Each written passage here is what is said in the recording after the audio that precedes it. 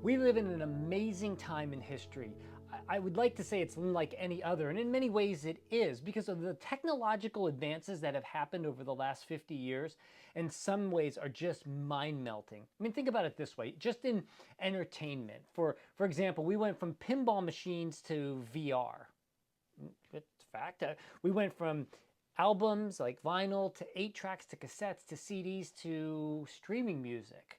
We went from antennas to cable to streaming television. We went from landline rotary phones to FaceTime on a cellular device. I mean, that's what happened in just 50 years. That is amazing to me. We went from a library to get information in the Dewey Decimal System to having everything right there in the palm of your hand on your smart device. It's an astounding time to be alive. You realize that there's almost nothing that you can't know. Like you can, anything you need to know, you can find out.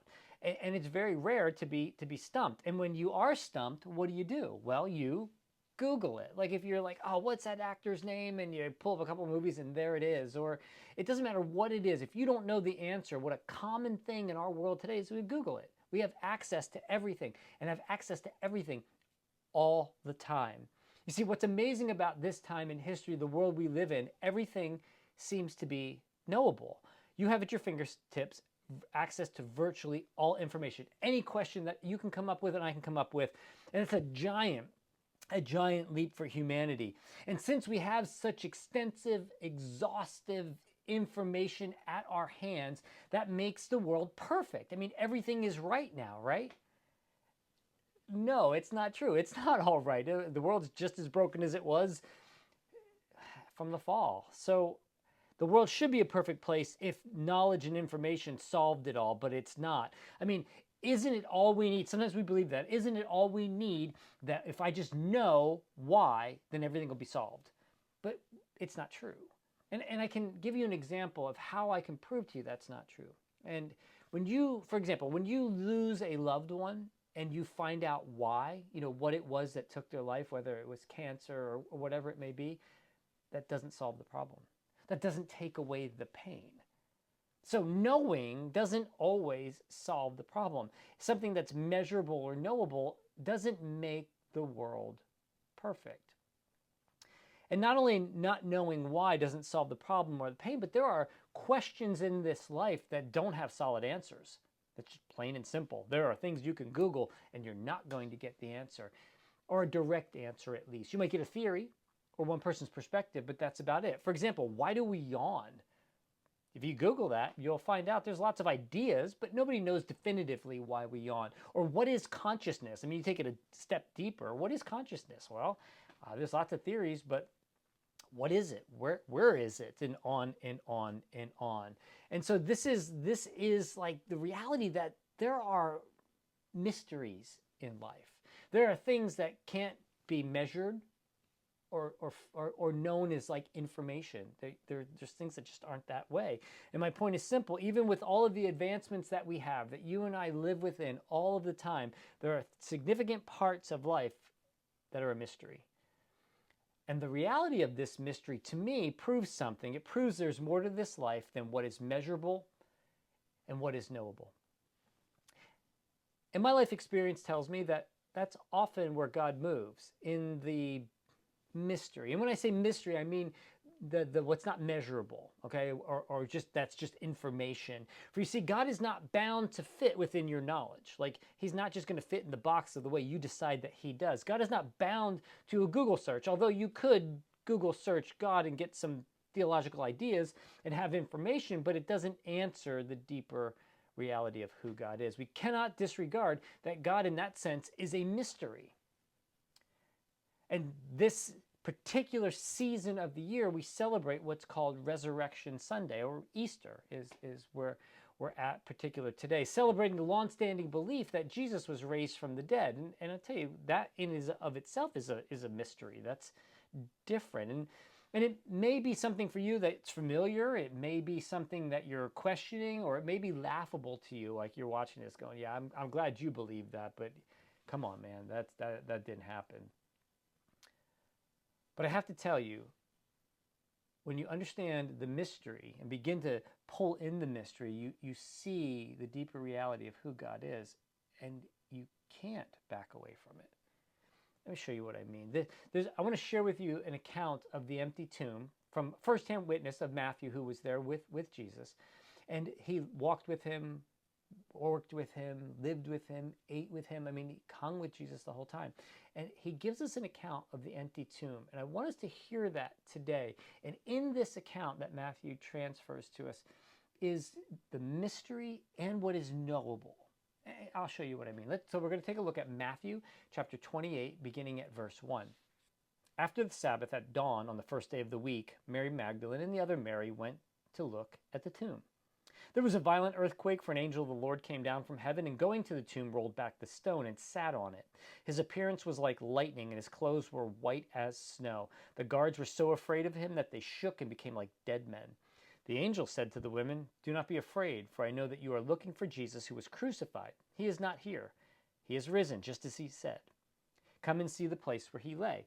Then go quickly and tell his disciples, he has risen from the dead and is going ahead of you into Galilee. There you will see him.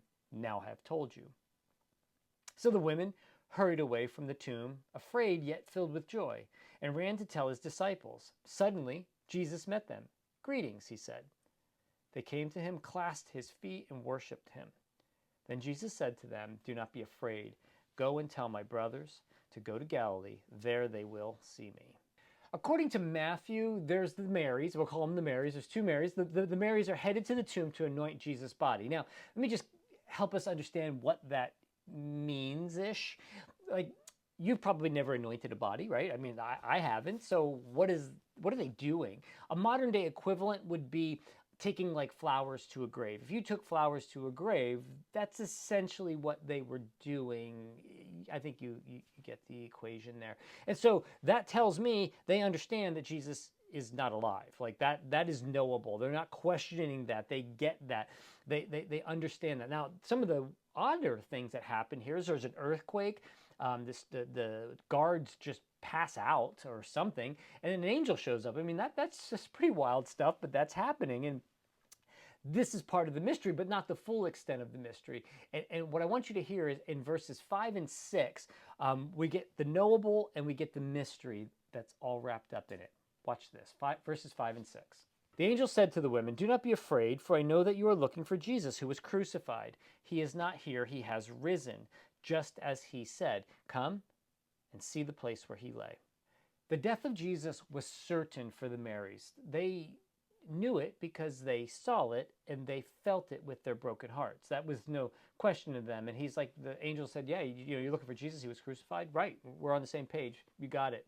The Marys are following what's knowable. The angel said, "Hey, you're looking for Jesus," right? And like, yeah, that's exactly what we're doing. If it were today, the Marys could have opened up their phone and went in Google and said, "Tomb where Friday's crucified Jew is buried," right?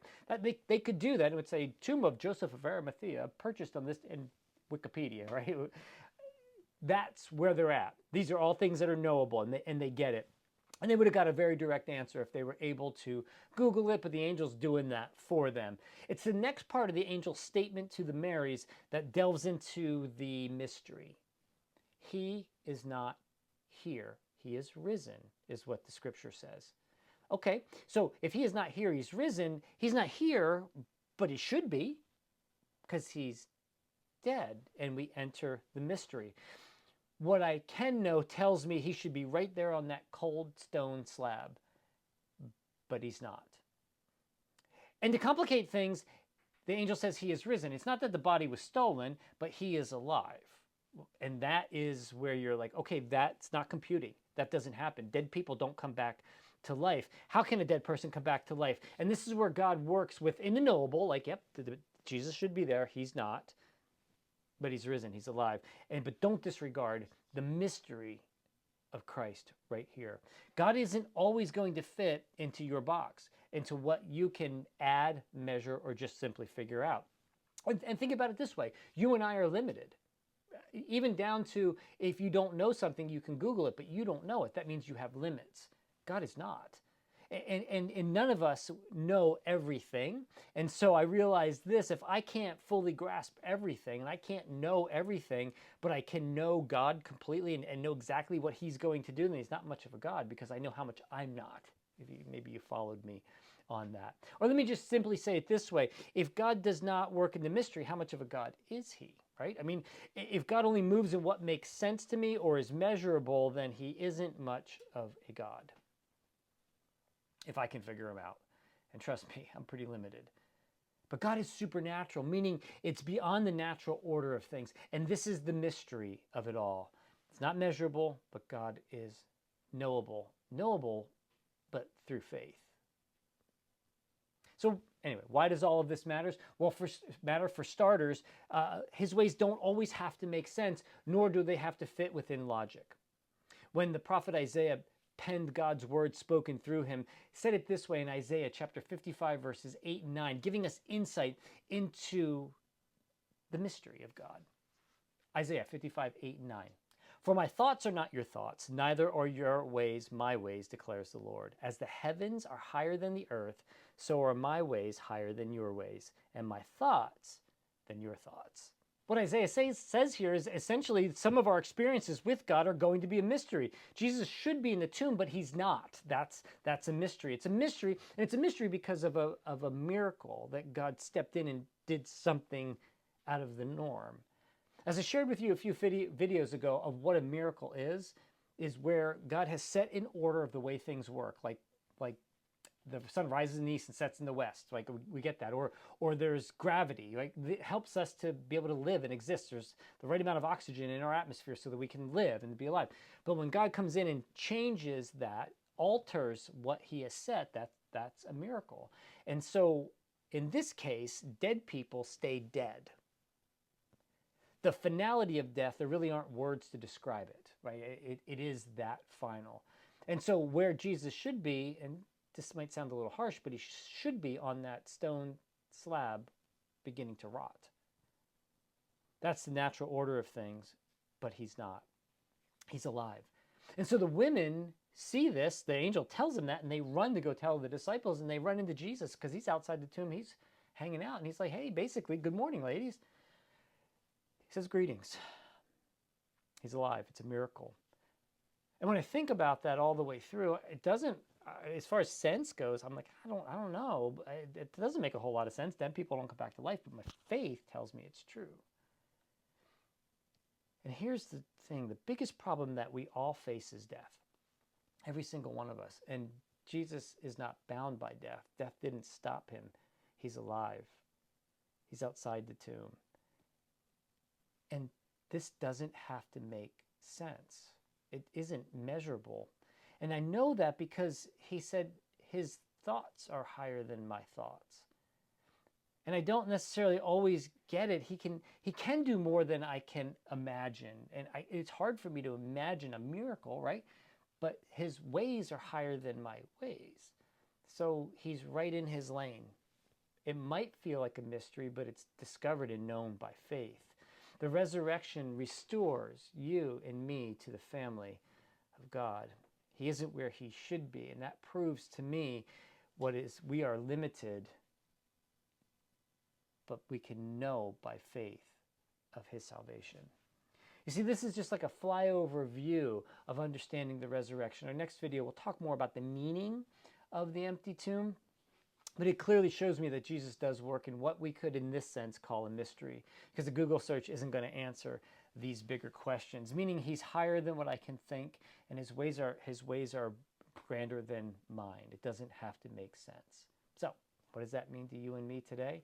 Well, when you're faced with your own limitations of your knowledge, or what's measurable is exhausted, and you realize I'm at the end of myself, and we know then we come face to face with our limits. In those moments, you can, by faith, come face to face with God's ways that are grander than ours. And so as you do that, you start to have questions like this you face, like, what is too big for me in my life that you can't solve? Prepare for the mystery. It's okay. What is too scary for your mind? What you can't face? Prepare for the miracle. What is in your situation in your life is impossible to you that you have no idea how to solve it? Prepare for the Miracle. What is too far gone to be restored that you don't have the resources or the ability to fix? Again, step into the miracle. What is too confusing that a Google search isn't going to solve? Step into the mystery. What's too broken? What's too lost that only a supernatural God who works through miracles can change? Step into that miracle. Or maybe what is wrong is just you. What I mean by that is it's your past or your sin or your guilt or your shame or those things that are just hanging on you. And knowledge hasn't gotten rid of them. Information hasn't gotten rid of them. The only thing that will set you free from your guilt, your sin, and your shame is a resurrected Christ who will forgive you and set you free and wash away your sin and set you on a path to be the person that you know deep in your soul you were supposed to be at the beginning. This is the mystery and the miracle of the resurrection. And he was raised to life then. That means he's still alive today, and he still does miracles in a mystery in our lives right here, right now. So today is the day to give over that problem, to give over that question, to give over that fear, whatever it may be, or your entire life. Give it over to Christ and trust him and watch the mystery and the miracle that he develops in you.